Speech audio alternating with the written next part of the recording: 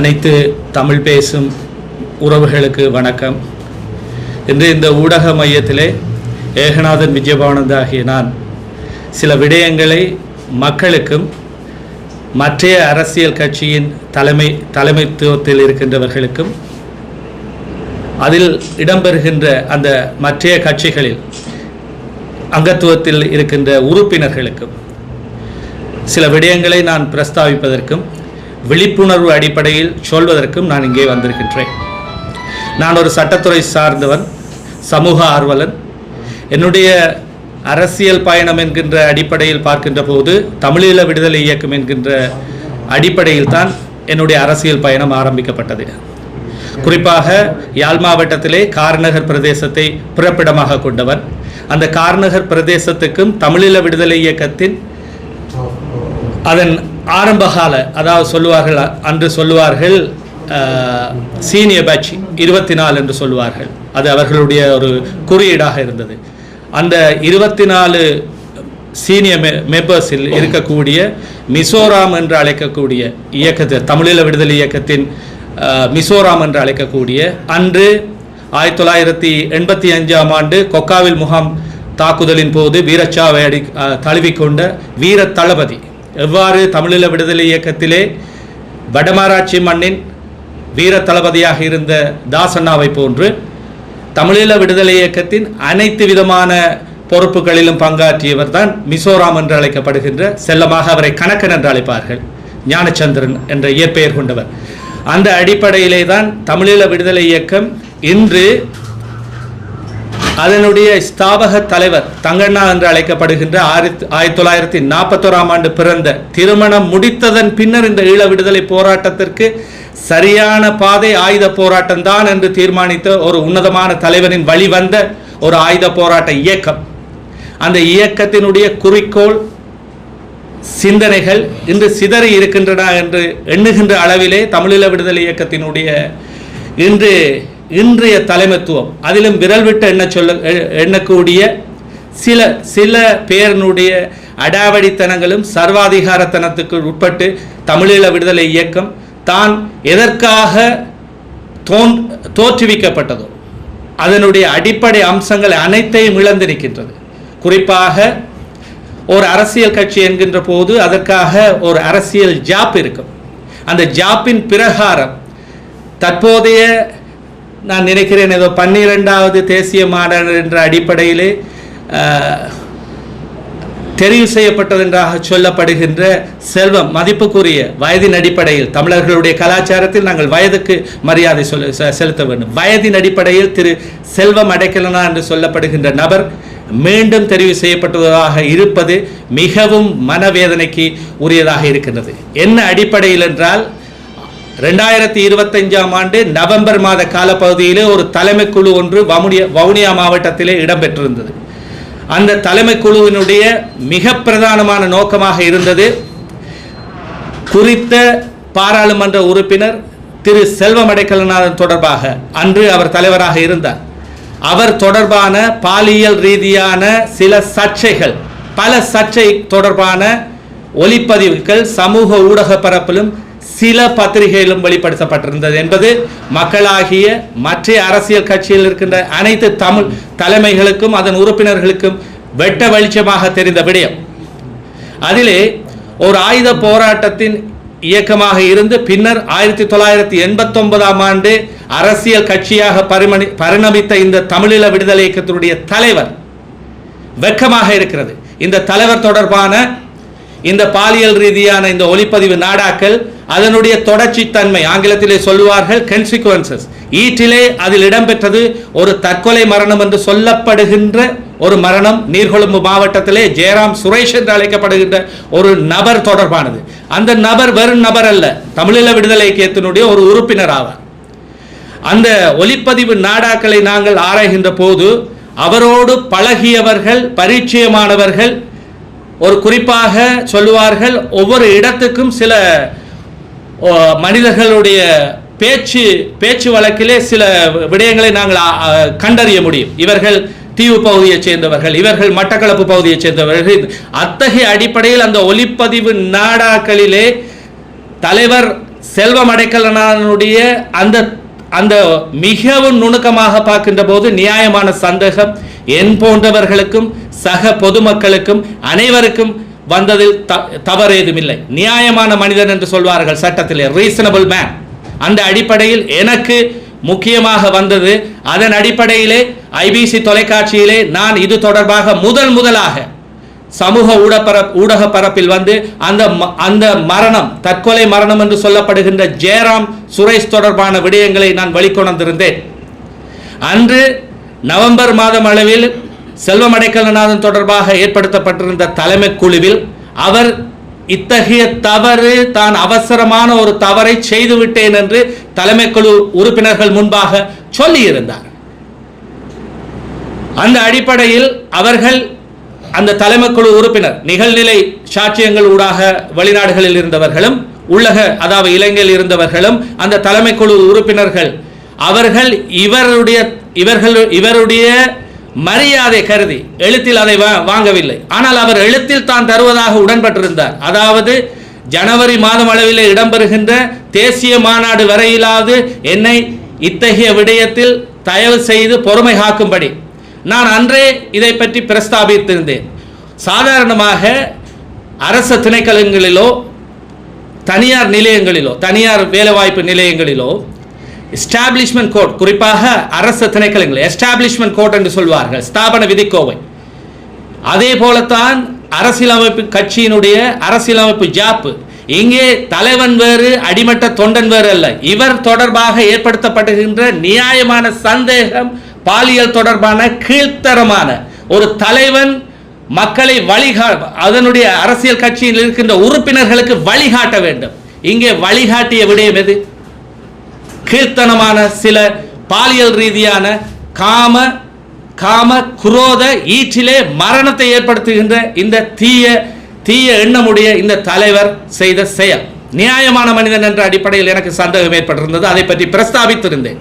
நான் ஒரு சட்டத்துறையை சார்ந்தவர் என்ற அடிப்படையிலே இலங்கையின் தண்டனை சட்ட கோவையின் அடிப்படையில் ஒரு தவறு ஒன்று இடம்பெற்றிருக்கின்றது என்று இலங்கையின் ஜனநாயக சோசலிச குடியரசின் குடிமகன் என்ற வகையிலே எவருக்கும் அதை சுட்டிக்காட்டுவதற்கான உரிமை உள்ளது. அது தெரிந்து அதை நாங்கள் செய்யாமல் விட்டால் எங்களுக்கு அதற்கான தண்டனையை அனுபவிப்பதற்கான காரணமும் இருக்கின்றது. அந்த அடிப்படையிலே நான் அதை பிரஸ்தாபித்திருந்தேன். ஒருவர் தலைமைத்துவத்தில் செய்கின்ற தவறு மற்றைய உறுப்பினர்களுக்கும் அது சாரும் என்ற அடிப்படையில் நான் அதை பிரஸ்தாபித்திருந்தேன். ஆனால் ஈட்டிலே நடந்தது என்ன? அவருக்கான கால அவகாசம் இரக்கத்தின் பேரிலோ கருணையின் பேரிலோ அல்லது அவரின் வயதின் அடிப்படையிலோ அல்லது அவர் கெஞ்சினாரா என்ன செய்தாரா தெரியவில்லை, அவருக்கு கால அவகாசம் கொடுக்கப்பட்டது. ஆனால் அவர் திருந்துவதாக இல்லை, மாறாக அவருடைய கபட நாடக வேடங்களின் அடிப்படையிலே மீண்டும் தான் தலைவராவதற்காக சில நடவடிக்கைகளை செய்தார். ஆனாலும் கட்சியிலே இருக்கின்ற இரண்டாம் நிலை தலைவர்களாக அன்று பதித்தலைவராக இருந்த ஹென்றி மகேந்திரன், பிரசன்னா அண்ணா அவர்கள், வடமாகாண சபை முன்னாள் உறுப்பினர் சபா ஹுவதாஸ் போன்றவர்கள் இது தொடர்பாக, வினோதராலிங்கம் முன்னாள் பாராளுமன்ற உறுப்பினர் இது தொடர்பாக இறுக்கமான நடவடிக்கையை செய்திருந்தார்கள். ஆனாலும் அவர்கள் ஒரு மரியாதை நிமித்தம் கருதி இவர் தானாகவே அவர் கூறியவாறு ஜனவரி மாதம் அளவில் அந்த தேசிய மாநாட்டிலே தான் தலைவராக மீண்டும் நான் தெரிவிலே நிற்க மாட்டேன் என்ற அடிப்படையில் இவருக்கு அப்படியான ஒரு பரிதாப நிலை கருதி இவருக்கான ஒரு விட்டுக் கொடுப்பை செய்திருந்தார்கள். ஆனால் அவர்கள் செய்தது அன்று தவறு. அன்றே நவம்பர் மாதம் அளவிலே அந்த தலைமை குழு கூட்டத்திலே இவர் தொடர்பான பாலியல் ரீதியான இந்த குறித்த அந்த ஒலிப்பதிவு நாடாவின் அடிப்படையிலே அந்த பாலியல் அதில் அவர் குறிப்பிடுகிறார். வெட்கக்கேடான செயல், சிறுவர் துஷ்பிரயோகம் என்று சொல்வார்கள், சைல்ட் அபியூஸ். அதாவது 16 வயதுக்கு உட்பட்ட அவருடைய வாக்குமூலம், அவருடைய குரலை ஒத்த வாக்குமூலம். இப்பொழுது என் மீது சட்டம் பாயலாம். எவ்வாறு? நான் அதற்கு எதிராக நான் சொல்லுவேன், நான் டிஃபென்ஸ் எடுப்பேன். எவ்வாறு என்றால், அவர் தனது பாராளுமன்றத்தினுடைய சிறப்புரிமைகள் பதுங்கிக் கொண்டு தன் மீது தன் குரலை ஒத்து வெட்டி ஒட்ட என்று சொல்லப்படுகின்ற அடிப்படையில் இவருக்கு யார் சொன்னார்கள் வெட்டி ஒட்ட என்று? ஒரு நிபுணத்துவ சான்றினூடாக இவர் நிரூபித்திருக்கின்றார். அந்த ஒலிப்பதிவு நாடாக்கள் எண்ணற்றவை. அதிலே ஒரு கொமன், அதாவது நாங்கள் ஒரு ஒரு ஒரு விடயத்தை நாங்கள் அங்கே ஒரு ஃபேக்ட் நிகழ்வு ஒன்று இடம்பெற்றதுக்கான அடிப்படை நியாயமான சந்தேகம், அதாவது 3 பேர் அதில் சம்பந்தப்படுகிற 4 பேர், அதை விட கூடுதலான ஆட்கள், முக்கியமாக 3 பேர், 2 ஆண்களின் குரல் தொடர்பட்டிருக்கின்றது. அதில் செல்வம் அடைக்கலனாருடைய குரலை ஒத்த நியாயமான சந்தேகத்தை ஏற்படுத்தக்கூடிய அந்த குரல் பல இடங்களிலே சொல்லப்படுகிறது. ஈட்டிலே சொல்லுகின்றார், நான் உன்னை ரிவெஞ்ச் எடுப்பேன், நான் உன்னை சும்மா விட மாட்டேன், நான் உன்னை ரிவெஞ்ச் எடுப்பேன். ரிவெஞ்ச் என்ன கிஸ் பண்றதா? இல்லை, ரிவெஞ்ச், நான் உன்னை பழி வாங்குவேன். ஒரு பொறுப்பு வாய்ந்த தலைவர். அதில் இன்னொரு விடயத்தை சொல்லுகிறார், நான் இதுவரை காலமும் நான் தமிழீழ விடுதலை இயக்கத்தின் தலைவராக இருந்திருக்கின்றேன், பாராளுமன்ற உறுப்பினராக இருந்திருக்கின்றேன், நீ என்ன இவ்வாறு செய்கின்றாய் என்ற பொறுப்பும். இன்று பாருங்கள், சமகாலத்திலே மக்களுடைய வாக்கு பிச்சைகளை பெற்று பாராளுமன்ற உறுப்பினர்களாக வந்தவர்கள் தொடர்பில் வருகின்ற சர்ச்சைகளை பாருங்கள், உயர்ந்த சபையிலே பேசுகின்ற விடயங்களை பாருங்கள், சாதாரணமாக பொது இடங்களில் அவர்கள் நடக்கின்ற நடவடிக்கைகளை பாருங்கள். வெட்கமாக இருக்கிறது, வேதனையாக இருக்கின்றது.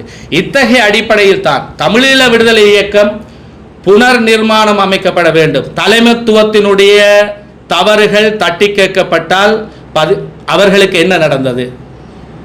அவர்கள் தலைமை குழுவிலே இருந்த அந்த 5 பேரும், குறிப்பாக வடமாகாண சபை உறுப்பினர் சபாஹுதாஸ், முன்னாள் பாராளுமன்ற உறுப்பினர் வினோராலிங்கம், பிரசன்னா அண்ணா, ஹென்றி அண்ணா மற்றும் முல்லைத்தீவைச் சேர்ந்த புவனேஸ்வரன் என்கின்ற அந்த அண்ணாக்கள், இவருடைய தவறை சுட்டிக்காட்டியதன் அடிப்படையில் அவர்கள் இன்று வெளியே நிற்கின்றார்கள். இந்த அடிப்படையிலே இவருக்கு கால அவகாசம் வழங்கப்பட்ட அந்த காலப்பகுதியிலே தேசிய மாநாட்டுக்கான ஒரு தெரிவு இடம்பெற்றது 8 மாவட்டங்களிலும் ஜனநாயக முறையின் அடிப்படையிலே.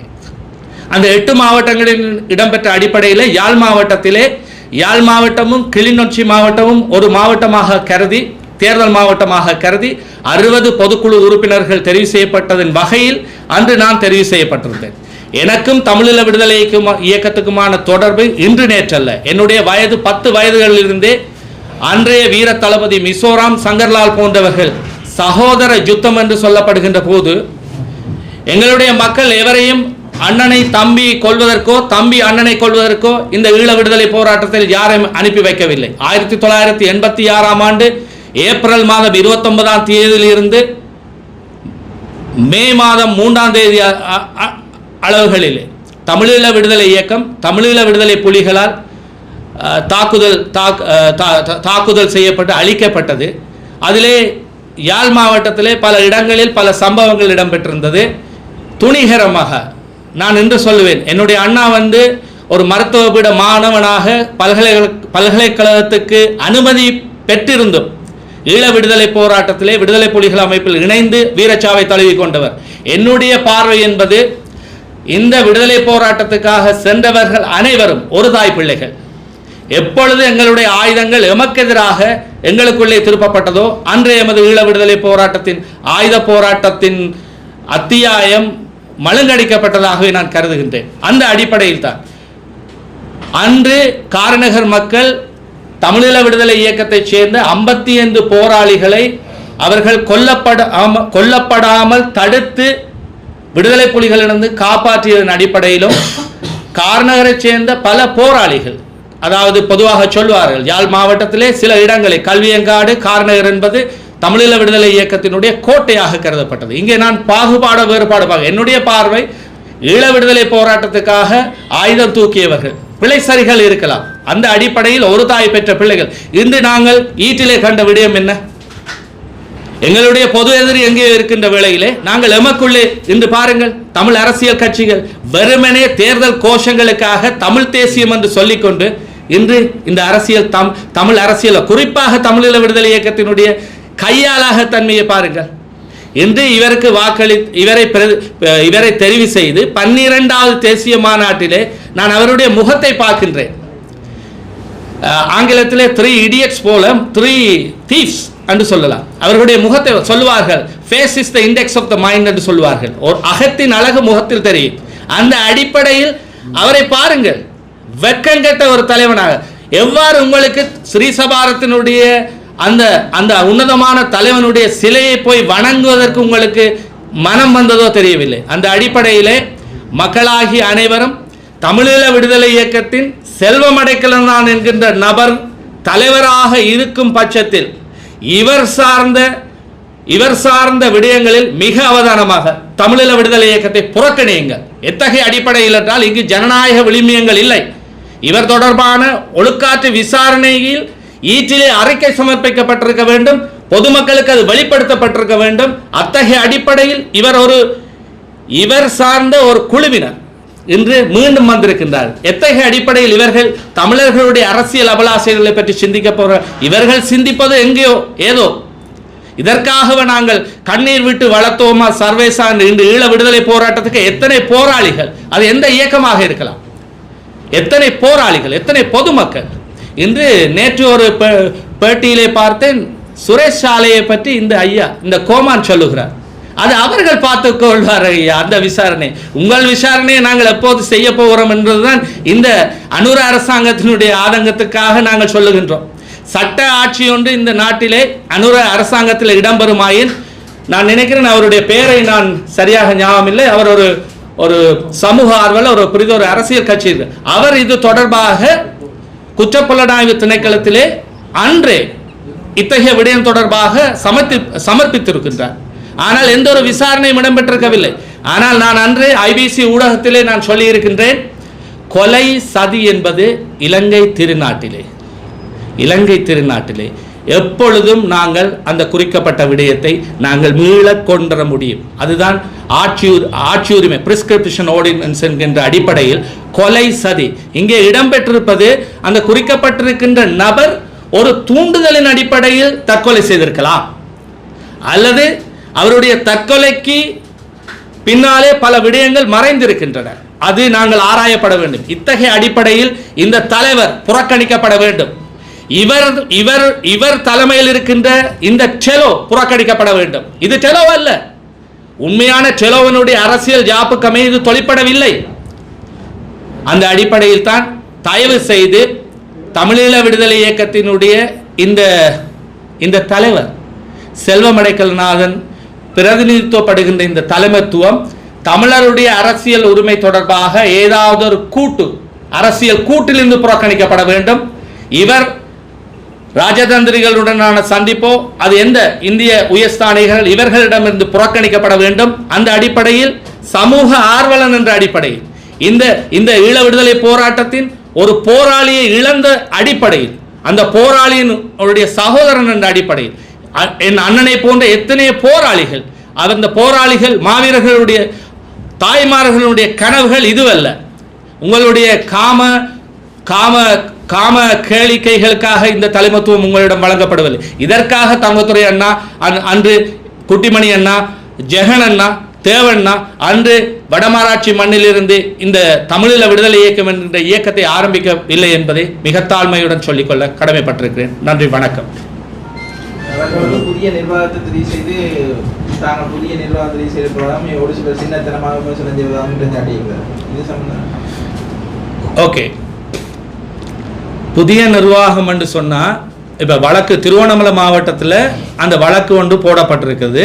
அவர்கள் தெளிவாக சொன்ன, நான் அதான் என்ன சொல்கிறேன், நான் இந்த இடத்துல பிரஸ்தாபிக்க முன்னிலை வந்த விடயம் என்னென்றால், இவர்கள் அன்றே அவருக்கு ஒரு கால அவகாசம் கொடுத்திருக்கிறார்கள். அவர் அன்றே இடைநிறுத்தப்பட்டிருக்க வேண்டும். இங்கே ஈட்டில் நடக்கிற விஷயம் இவர் தனது தலைவர் என்கின்ற கதிரை கனவுகளை அலங்கரிப்பதற்காக இன்று அவர் தலைவராகிவிட்டார். வேண்டுமென்றால் அவரை தமிழீழ விடுதலை இயக்கத்தின் ஆயுட்கால தலைவராகவே நீங்கள் தலைவராகவே நீங்கள் பிரஸ்தாபியுங்கள், எங்களுக்கு வேறொன்றும் தேவையில்லை. ஏனென்றால் அதைத்தான் அவர் ஆசைப்படுகிறார். நீங்கள் அதற்கூடாக நீங்கள் செய்ய வேண்டிய தமிழ் சேவைகளை பலரை செய்யுங்கள். முன்பு நீங்கள் செய்தது, இப்பொழுது நாங்கள் பிரஸ்தாபிக்கின்ற சேவைகளை நீங்கள் ஜனநாயக விதிமுறைகளை மீறியுள்ளீர்கள். ஒரு தமிழீழ விடுதலை இயக்க அரசியல் கட்சியினுடைய ஜாப்பு என்ன சொல்லுகிறது? விசாரணை குழு இடம்பெற்றிருந்ததா? விசாரணை அடிப்படையில் செல்வம் அடைக்கலநாதன் என்ற 2 கொம்பை உடைய மனிதரா? அவரும் ஒரு சாதாரண மனிதர், ஜாப்புக்கு கட்டுப்பட வேண்டிய மனிதர். அந்த அடிப்படையில் இவர்கள் ஜனநாயக விளிமியங்களை மீறிய மனிதர்கள் என்றுதான் நான் சொல்ல முடியும். என்னுடைய அடுத்த கட்ட நடவடிக்கை என்னை பொறுத்த மட்டில் மக்கள் விழிப்புணர்ச்சி அடைய வேண்டும். இவர்கள் வெக்கம், ரோசம், மானம், ஈனம் இல்லாமல் தேர்தல்களிலே சொல்வார்கள், பிணங்களுக்கு அடிக்கப்பட்ட அந்த முகங்களோடு வருவார்கள். இவர்கள் புறக்கணிக்கப்பட வேண்டும். அந்த அடிப்படையில் awareness of the people, அதாவது மக்களுக்கான வெறும் நான் அதான் பல இடங்களிலே என்னுடைய தேர்தல் மேடைகளில் நான் சொல்லியிருக்கிறேன். தேர்தலிலே வெற்றி பெற்ற அவர்கள் நான் இன்று பார்த்தேன். சாம் சம்பந்தன் என்று சொல்லப்படுகின்றவர், அவரும் இவர்களுடைய பினாமிகள் தான். வெளிநாட்டில் இருந்து, லண்டன் என்கின்ற நாட்டில் இருந்து அவர் சொன்னார். ஈழம் நெட் என்ற தேசம் நெட் என்ற இடத்தில் ஜெயபாலன் அவர்கள் நேர்காணலில் அவர் சொல்லுகிறார், இவர்கள் தேர்தலிலே தோற்கடிக்கப்பட்டவர்கள். யார்? 13/6, அதாவது முந்த நாள் என்று நினைக்கின்றேன். அதாவது ஊடக மையத்திலே நேர்காணல் செய்தவர்கள், அதாவது சபா குவதாஸ், வினோராலிங்கம், ஹென்றி மகேந்திரம், பிரசன்னா அவர்கள். இங்கே தேர்தலில் தோற்கடிக்கப்பட்ட விடயத்தை பற்றி நான் சொல்லவில்லை. இங்கே சட்டம், ஒருவர் தவறு, இங்கே அவர் செய்த தவறு என்ன? பாலியல் தவறு. ஈட்டிலே அவர் செய்த தவறு என்ன? நியாயமான மனிதனின் சந்தேகத்தை ஏற்படுத்தக்கூடிய கொலையா தற்கொலையா என்கின்ற ஒரு தவறு. அந்த அடிப்படையில் பெரும்பான்மை சிறுபான்மை என்பது இங்கு தேவையில்லை. இவர் விசாரிக்கப்பட்டாரா? அரசியல் கட்சியுடைய ஜாப்புக்கமே இவருக்காக விசாரணை குழு ஏற்படுத்தப்பட்ட ஒரு அறிக்கை சமர்ப்பிக்கப்பட்டதா? அதுதான் பார்க்கும். நீதிமன்றத்துக்கு சென்று ஒருவர் நல்லவர், இவரை 10 பேர் நியாயமானவர் என்று சொல்லுகிறார்கள், இவரை 2 பேர் நியாயமற்றவர் என்று சொல்கிறார்கள். நீதிமன்றம் ஏற்றுக்கொள்ளுமா? இல்லை. அந்த அடிப்படையில் தான் நான் சொல்றேன். இதுல ஒரு கட்சியில தலைவர் கொலை செய்யிருக்காருன்னு சொல்லி கொண்டிருக்கிறீங்க. இதை யார் விசாரிக்க வேணும்னு சொல்லி யார் கேட்கிறது? அந்த கட்சியில உள்ள ஆட்கள் கேட்க வேண்டிய ஒரு கேள்வியை பொதுமக்களை கேட்கணும், அந்த விழிப்புணர்வு மக்களுக்கு ஏற்படுத்தணும்னு சொல்லி சொன்னா நாளைக்கு செலவுன்னு சொல்லி போயிட்டு எல்லாருக்கும் தானே அந்த இது. அங்க கட்சிக்குள்ள இந்த முடிவெடுத்து கட்சியின் தலைவரை வெளியேற்ற முடியாம 12 தேசிய மாநாடு 2 நிர்வாகம் தான் தெரிவு செய்திருக்காங்க. அப்படி இருக்கைகளை அந்த குற்றச்சாட்டு நபரை விசாரிக்க வேண்டியது கட்சி தானே. எஸ், கல்வர்களின் கூடாரமாக செலவு மாறியுள்ளது என்றது சொல்லலாம். நீங்கள் சொன்ன உங்களுக்கான பதில், யார் அதை முனைப்பாக செய்ய வேண்டும்? செயலாளர் நாயகமாகிய கோவிந்தன் கருணாகரன். அவர் நடுநிலைமையாக, ஒரு பதவி நிலையில் இருப்பவர்கள் நடுநிலைமையாக அது தொடர்பாக என்ன நடவடிக்கை எடுத்துக்கிறார்? விசாரணை குழு அங்கே ஆரம்பிக்கப்பட்டிருந்ததா? ஒரு அறிக்கை சமர்ப்பின, அவர் தான் அதை இனிஷியேட் பண்ணியிருக்க வேண்டும், ஒரு செயலாளர். இன்று செயலாளர் இவரை காப்பாற்றுவதற்காக எவ்வளவு பகிரத பிரயத்தனங்கள் செய்கின்றார் வெளிப்படையாக தெரிகின்றது. நீங்கள் கேட்ட கேள்விக்கு நீங்களே சற்று சிந்தித்து பாருங்கள். செயலாளருடைய கடமை என்ன? ஒரு கட்சியினுடைய செயலாளருடைய கடமை என்ன? வெறுமனை கூட்டங்கள் நடத்தி மினிட் எழுதுவதா?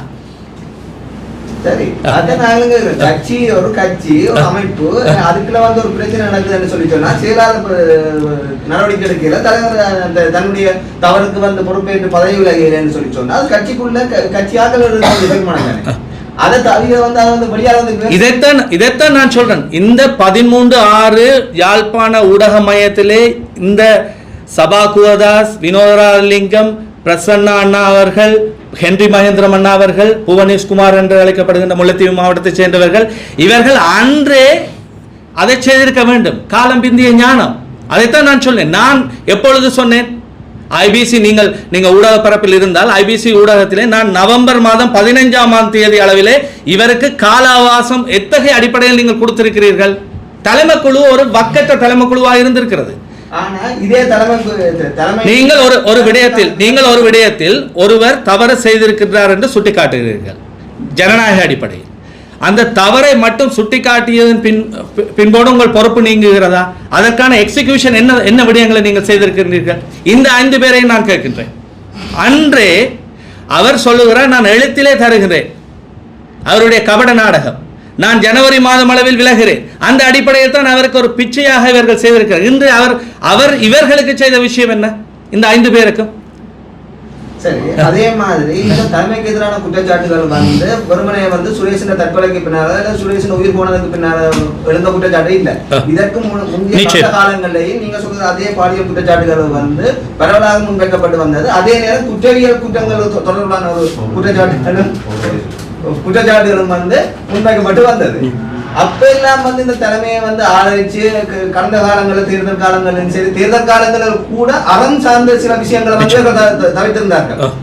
கட்சி சார்ந்த விஷயங்களும் தவிர அறம் சார்ந்து செயற்பட வேண்டிய, தனி மனித ஒழுக்கம் சார்ந்து செயற்பட வேண்டிய விஷயங்களை கூட இந்த தலைமைகளும் கட்சிக்கு புதிதாக இணைந்து கொண்ட சில நபர்களும் சேர்ந்து நிதி கொடுக்கல் வாங்கல இருந்து உட்பட சகல விடயங்களும் இருந்தன. அப்பெல்லாம் கட்சியினுடைய காப்பாற்ற வேண்டும் அல்ல கட்சியினுடைய இந்த இத்தனை தவறுகளுக்கும் துணை போனவர்கள் இந்த சுரேஷின் மரணத்துக்கு பிறகு வழியால வந்து இந்த கட்சியை விமர்சிப்பதற்கான காரணம். சுரேஷின் மரணம் தொடர்பாக தயவு செய்து உங்களோட தாழ்மையிடம் கேட்கிறேன். தமிழீழ விடுதலை இயக்கத்திலே என்னை தவிர எவராவது சொல்லி இருக்கிறாரா? ஊடக பரப்பில் காலை கதிர் பத்திரிகை அதை சொல்லியிருந்தது. ஐபிசி ஊடகத்திலே நான் தான் முதலாக இந்த விடயத்தை சொல்லியிருந்தேன். அந்த தாழ்மையுடன் உங்களுக்கு தெரிவிக்கின்றேன். இவர்கள் தலைமை குழுவில் சொல்லியிருக்கிறார்கள்.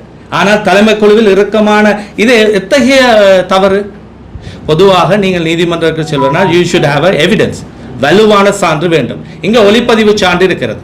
அந்த ஒளிப்பதிவு சான்று நான் சொன்னதை போன்ற செல்வம் அடைக்கலனாருடன் தமிழீழ விடுதலை இயக்கத்தில் நான் நினைக்கின்றேன் பல ஆண்டுகள் அவருடைய குரலை என்னுடைய காதுகள் உள்வாங்கி இருக்கின்றது. அதுதான் நான் சொன்னேன். ஒவ்வொரு இடத்துக்கும் இப்போ நீங்கள் கொழும்பிலே சென்றீர்கள்னா கொழும்பிலே கொட்டையநாகையிலே ஒரு தமிழ் கதைப்பார்கள், மாளிகாவத்தையிலே ஒரு தமிழ். அவர் ஒரு இடத்திலே நான் இத்தனை